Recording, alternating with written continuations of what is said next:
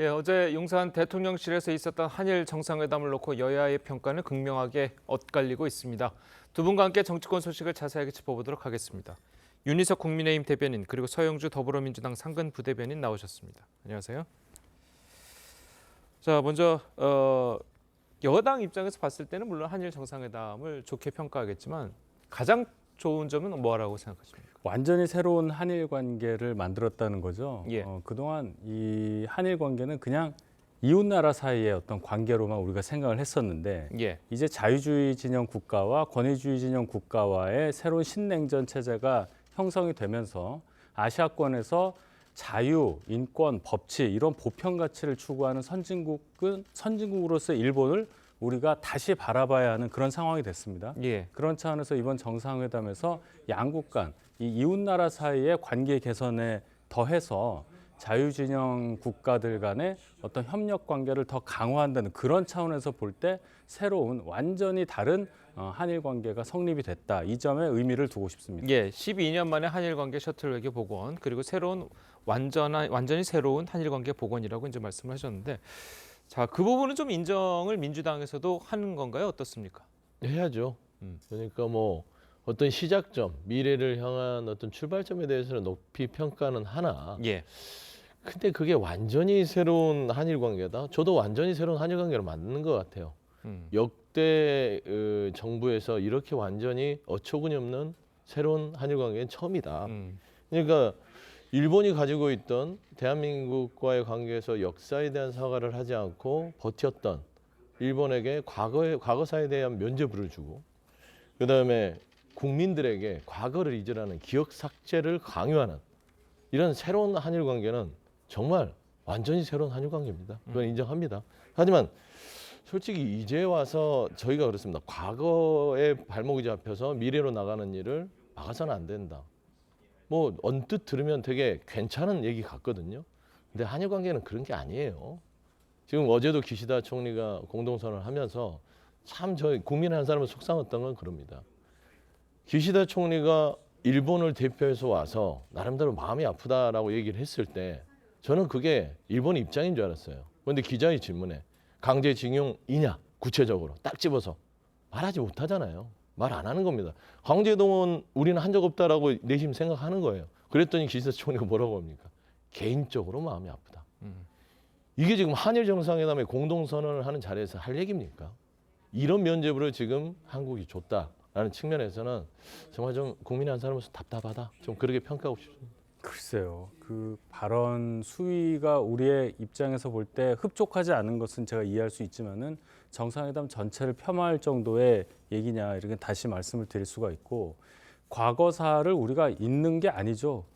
기억을 삭제하도록 강요한 적 전혀 없고요. 우리 국민은 이것을 절대 잊을 수 없습니다. 그러나 그 기억을 갖고서도 그걸 알고 있으면서도 앞으로 나가는 그런 대범함을 보이면서 앞으로 한일 관계를 우리가 이끌어 간다는 차원으로 사고의 방향을 바꿔야 하는 이 시점에 대해서 민주당에서도 동의해 주시기를 바라는 마음입니다. 예, 그 우리가 이끌어간다는 입장이 이제 시각의 차이는 있을 거는 같지만 보통 성과물이나 결과물을 보는 것 같아요. 그러면 성과와 결과물을 봤을 때 우리가 뭘 이끌어가고 있는지 냉정하게 판단해야죠. 뭘 이끌어가죠? 뭐 과거사에 대한 뭐 진정어린 사과를 받았습니까? 아니면은 뭐 어떤 경제적인 측면에 있어서 뭐 완벽하게 복원이 됐습니까? 그 다음에 독도 영토권 주장에 대해서 일본이 입을 닫나요? 그것도 아니잖아요. 후쿠시마 오염수에 대해서 현지 시찰단을 보냈단만으로 박수를 치고 있는 우리가 과연 우리가 이끌고 있나요? 그건 아니잖아요. 그러니까 일본의 주도에 이끌림을 당하고 있다는 것은 국민들은 보고 있습니다. 그러면 국민들의 과거를 잊으라고 기억의 삭제를 강요하지 않았다. 뭐 그렇게 일견 주장할 수는 있으나 느끼는 입장에서는 국민들은 지금 기억을 삭제하라고 강요당하는 느낌이에요. 과거를 잊어버려라. 그리고 미래로 가자. 왜 과거에 머물러 있냐? 라고 대통령이 자꾸 강요하고 있는 거예요. 이거는 과거사는 일본과의 한국과의 관계는 지금의 당장 몇십 년 된 게 아닙니다. 아주 오랫동안 대한민국 국민의 가슴속에 한처럼 맺혀 있는 겁니다. 그런데 이걸 어떻게 잊으라고 합니까? 이런 거는 국민적인 동의를 받아야죠. 라는 측면에서 저는 좀 아쉬움의 말을 드린 것이다. 그런 말씀을 드립니다. 그 매일 그 듣던 얘기 하시지 마시고 이 얘기를 한번 들어보세요. 한일 관계 이끌었다는 거 이거 한번 보십시오. 기시다 총리가 왜 갑자기 윤석열 대통령의 방미 이후에 갑자기 한국을 왔느냐 이 상황을 봐야 합니다. 미국은 아시아권에서 일본과의 협력 관계를 가장 우선시하고 있었다는 것을 우리가 잘 알고 있는 상황인데 예. 우리와 핵 협력하는 이 상황에 있어서 일본 입장에서는 미국의 중점국이 일본에서 한국으로 바뀔 수 있다는 생각을 했을 것이고 바로 한국으로 와서 한미 핵 관련한 확장 억제 그 안에 일본도 들어가기 위해서 노력을 하고 있는 이 상황을 정확히 보셔야 돼요. 우리가 한일 관계를 이끈다는 것이 안보 차원에서는 적어도 확실하게 이루어졌다는 것을 민주당에서 알아주셨으면 합니다. 알겠습니다. 근데 그건 이제 또 시각이 다른 것 같은데 뭐 전문가들이 얘기해야겠지만 한미일의 어떤 핵 협력국 이거는 좀 아주 자세하게 경계하면서 봐야 돼요. 일본은 군대를 가질 수 없는 나라입니다. 이미 그렇잖아요. 그거는 국제사회에서 너희는 군대를 갖지 마 하고 있는데 일본은 자꾸 이렇게 군사협력이나 안보협력을 통해서 본인들이 군대를 갖고 싶어하는 것들을 야욕을 드러내고 있어요. 이거는 잘라내야 됩니다.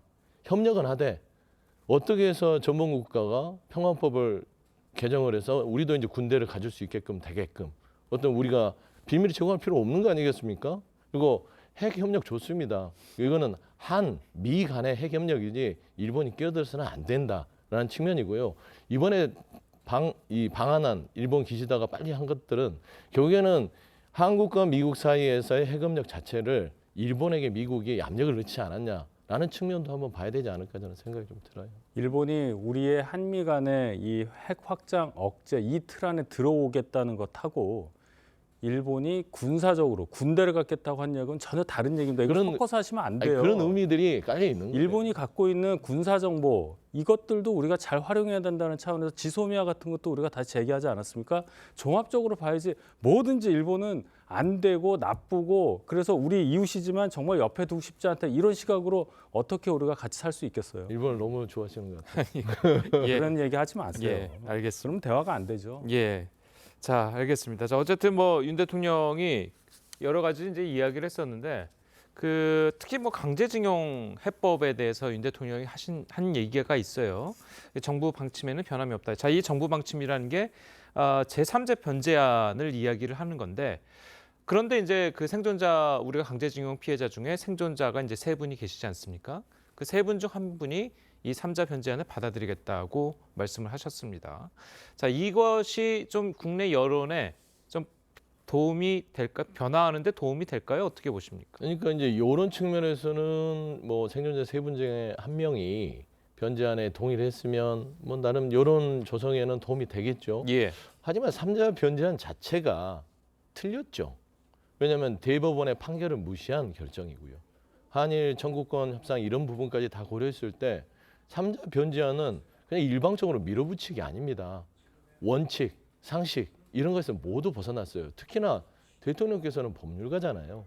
법률가가 어떻게 대법원의 판결을 무시하면서 한일 관계 좋습니다. 하지만 원리 원칙대로 하셔야죠. 그게 바로 윤석열 대통령이 그렇게 얘기했던 원칙입니다. 예. 그게 법치고. 그런데 그게 무너졌다는 측면에서는 그런 식으로 접근하면 안 된다. 저는 그런 말씀 드리고 싶습니다. 자, 그런데 이제 제3자 변제안이 과연 대법원의 판결을 위반한 것이냐의 문제는 좀 해석의 여지가 있지 않습니까? 여지가 있습니다. 어쨌든 그 민사적인 해결 방법인데 물론 본이 당사자가 원치 않을 경우에 제3자가 대위 변제하는 것에 대해서는 인정이 안 된다는 그런 민사적인 얘기가 있지만 현실적으로 볼 때 이 안 외에는 지금 이 대법원 판결을 존중하면서도 한일 간의 이 문제를 해결할 방법이 없다는 것은 누구라도 전문가들 모두가 동의하는 입장입니다. 예. 이 현실적인 해결책이 없는 가운데에서 이거 외에는 이 협의 자체에 대해서 자꾸 비난만 하는 것은 불과 1년여 전에 여당의 입장을 가졌던 민주당의 태도로서는 저는 그렇게 떳떳하다고 보이지 않고요. 과연 그럼 민주당 5년 동안은 그럼 뭘 했습니까? 거기에 대해서도 한번 떳떳하게 답변을 해주시기 바랍니다. 예. 민주당 5년 동안은 말씀한 대로 실리적인 측면은 놓친 측면이 있죠. 그러니까 뭐 변제안에 대해서. 근데 궁극적으로 본질을 들어갔었던 거예요. 뭐냐. 일본에게 진정어린 사과가 중요했던 겁니다. 그러니까 3자 변제요. 그 돈 몇 푼 지어준다고 과거가 씻겨집니까? 하지만 최소한의 대법원의 판결은 돈을 얼마 달라는 게 아니에요. 너희들의 강제징용 기업들이 돈을 내서 갚아라. 이건 뭐냐면 너희들의 잘못을 인정해라예요. 그게 판결 의지 아닙니까? 뭐 막말로 지금 생존자 3명이 그 돈 몇 푼 받아서 뭐 인생이 달라지겠습니까? 그건 아니잖아요. 마음의 치유를 니들이 진정하고 머리를 숙이라는 변제를 함으로써 그 사과가 진정성 있게 드러나는 거예요. 일본이 지금 강제징용을 인정하지 않고 있어요. 본질은 5년 동안 뭘 했냐? 맞습니다. 저희가 너무 실리적으로 접근 못하고 자존심으로만 했던 부분을 그래 비판받을 수 있어요. 하지만 일본이 사죄하지 않고 있잖아요. 어제 기시다 보세요. 개인적으로는 가슴 아프다. 강제징용 맞습니까? 말 못하잖아요. 인정 안 하는 겁니다. 이 문제를 왜 해결 못할까요? 저는 그런 측면에서 3자 변제안으로 면죄부를 줘서는 안 된다. 그런 얘기를 하는 겁니다. 예. 알겠습니다. 자, 그렇다면 오늘 기시다 총리가 이제 한일 의원연맹 이제 의원들을 만나잖아요. 거기에 이제 윤호중 의원이 이제 참석할 예정인데 방금 말씀하셨던 이제 그런 민주당의 원칙들 그런 것을 전부 기시다 총리에게 이야기할 예정입니까? 어떻습니까? 아마 그렇게 얘기를 할 것 같아요. 그러니까 원래 이제 한일연맹 관련해서 이번에 참석을 하느냐 마느냐 좀 당 내부에서 갑론을박이 있었습니다. 예. 왜냐하면 기시다 총리의 공동 선언이 그렇게 좀 마음에 딱 와닿지는 않았습니다. 왔으면 안보협력, 경제협력 다 좋지만 그 한마디라도 해야 되는 거 아닙니까? 윤석열 대통령께서 얼마나 품 넓게 다 퍼주고 오셨으면 와서 본인들도 선물 갖고 와야죠. 근데 국민들 앞에 사과 한마디 제대로 못하는 걸 보고 당내에서도 이거 참석하지 말자라는 측면도 있었고요. 하지만 참석하지 않는 게 능사가 아니다. 왜냐하면 외교라는 게 그래도 뭐 어떤 예의가 있는 것이고 의전도 있기 때문에 가서 우리 입장에서 이런 부분을 다른 사람이 말 못하니까 현 정부도 말 못하니까 야당이라도 가서 얘기를 하자. 그래서 정말 기시다 총리 일본 정말 강제징용에 대해서 인정하느냐, 독도 영토권 계속 주장할 거냐, 후쿠시마 수산물 부분에 대해서도 제대로 해라. 우리는 가만히 있지 않겠다. 이런 말들을 야당 입장에서 이야기를 하기 위해서 가는 게 맞겠다라고 결정한 것으로 알고 있습니다. 알겠습니다. 자, 다음으로 이야기도 좀 해보도록 하겠습니다. 국민의힘 소식을 좀 짚어볼 텐데요. 일단 설화로 물의를 일으킨 김재원, 태영호 최고위원의 징계 수위가 오늘 결정될 것으로 보입니다. 자, 지난주에 있었던 두 최고위원의 입장을 먼저 듣고 오시겠습니다. 혹시 최고위원 자진 사퇴 의향도 좀 있으실까요? 그것은 아직까지 생각해보지 않았습니다. 가짜 뉴스는 더 많이 나올 것이고 태영호 죽이기는 더욱 거세질 것입니다. 그러나 저는 절대 굴복하지 않을 것입니다. 예, 사실 오늘 윤리위원회는 오늘 오후에 예정돼 있고 사실 오늘 월요일이니까 이제 국민의힘의 최고위원회의가 있지 않습니까? 항상 정례적으로. 근데 오늘 취소를 했어요. 그래서 일각에서는 김재원 의원과 태영호 의원이 와서 좀 돌발 발언을 할까 봐 일부러 취소한 것 아니냐. 자, 이런 이야기가 있거든요. 그 두 분이 예를 들어서 최고위원회에 와서 돌발 발언을 한다면 아마 징계 수위가 더 높아질 겁니다. 여론 더 악화될 거고 예. 그 차원은 아니고요. 오늘 오후에 윤리위원회가 예정돼 있기 때문에 그 징계의 어떤 절차라든지 수위에 관련해서 괜히 최고위원회가 열려서 오해를 받을 소지가 있기 때문에 오늘 최고위원회를 안 하는 걸로 이렇게 설명드리겠습니다. 당내에서는 징계 수위를 한 어느 정도로 예상을 하고 계신가요? 여러 의견이 있습니다만은 기본적으로 이 두 분에 대해서 당이 어떻게 생각하느냐를 국민들께 확실히 전달해야 되는 수준, 그 정도의 징계를 해야 되지 않느냐는 의견이 많은데 그 얘기는 즉 다음 총선에 공천을 받을 수 있는 정도의 징계냐, 공천을 못 받을 수 있는 징계냐, 그 두 개 사이 그렇게 되면은 당원권 정지 1년 이것이 기준이 되지 않느냐 이런 의견들이 많습니다. 그럼 1년 이상이 나올 거라고 예상하시는 분들이 많습니까? 당내에서 조금 더 그 정도의 징계가 나오리라고 예상하는 분들이 많은 걸로 그렇게 듣고 있습니다. 예, 사실 이 당원권 1년 정지면 이제 두 최고위원은 내년에 총선에 못 나오잖아요. 말씀하신 것처럼. 자, 그래서 이게 또 이준석 전 대표 사태와 마찬가지로 같은 일이 또 반복되고 있다라는 비판도 나오고 있는 건 사실이에요. 네. 근데 이준석 전 대표의 징계 때와 지금 이 두 분의 징계는 아예 다른 것 같아요. 양두구육 발언을 가지고 징계를 했잖아요. 근데 이분들은 지금 역사인식뿐만 아니라 뭐 태영호 같은 경우는 공천 개입의 녹취록이 공개가 됐지 않습니까? 그런 의미에서는 아예 이제 비교 대상은 아닌 것 같고요. 예. 1년 이상의 중징계를 함이 좀 국민 눈높이를 맞는 것 같아요. 근데 참 전 답답한 게 그래도 집권 여당인 국민의힘 최고위원들, 지도부가 계속 이런 식으로 계속 뭐라죠? 이 빠지는 것 같아요. 계속 뭐라고 표현하기도 힘든데 안정을 찾기 위해서 어렵게 정말 출범을 했는데 지금 한 발도 못 가고 뒤로 가는 느낌이거든요. 예. 그래서 저는 이거를 징계 수위를 고민하겠지만 국민 눈높이에 딱 맞추려면 두 분을 중징계 함이 맞아요. 아니면 이걸 경징계를 하면 아 국민의힘이 그 수준밖에 안 되는구나 라고 국민들한테 판단을 받기 때문에 저는 중징계가 불가피할 것이다 라고 좀 판단하고 있습니다. 예, 알겠습니다. 오늘 징계가 어떻게 나올지 두고 보시고 내일 징계 수위에 따라서 이야기 이어가도록 해보겠습니다. 자, 두 분 말씀 여기까지 듣겠습니다. 잘 들었습니다.